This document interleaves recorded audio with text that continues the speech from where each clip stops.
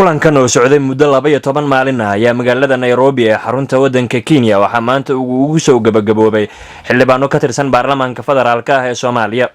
xildhibaanadan oo gaarayay ilaa 15 xildhibaan ayaa waxa ay kulankooda uga hadlayeen dib u eegida sharciga maaliyadda Soomaaliya, waxaana kulankan soo qaban qaabiyay wasaaradda maaliyadda ee dowladda federaalka Soomaaliya. gudoomiyaha guddiga maaliyadda ee baarlamaanka jamhuuriyadda federaalka ah ee Soomaaliya mudane Samaan Maxamed Sheekh Daahir oo kulanka kadib la hadlay telefishinka qaranka Soomaaliyeed ayaa waxa uu ka warbixiyay muhiimadda kulankan.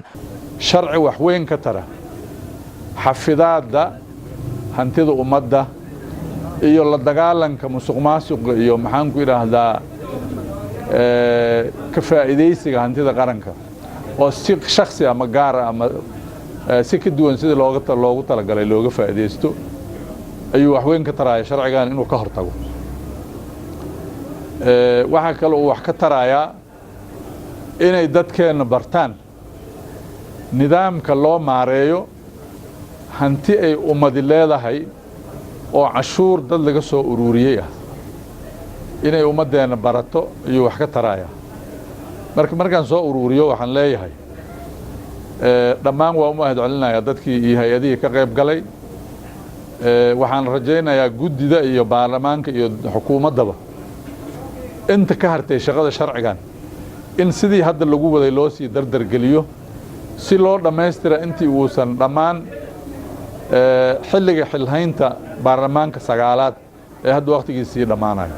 safiirka dowladda federaalka Soomaaliya u fadhiya wadanka Kenya Ambassador Jamaal Maxamed Xasan oo soo xiray kulanka ayaa isaguna waxa uu u mahad celiyay mudanayaasha baarlamaanka federaalka ah ee Soomaaliya ee kulankan soo agaasimay, waxaana uu ugu hambalyeeyay hawsha wanaagsan ay u hayaan shacabka Soomaaliyeed. maanta saad ujeedaan waxaa dhamaaday workshopka u socday guddiga maaliyadda ee baarlamaanka.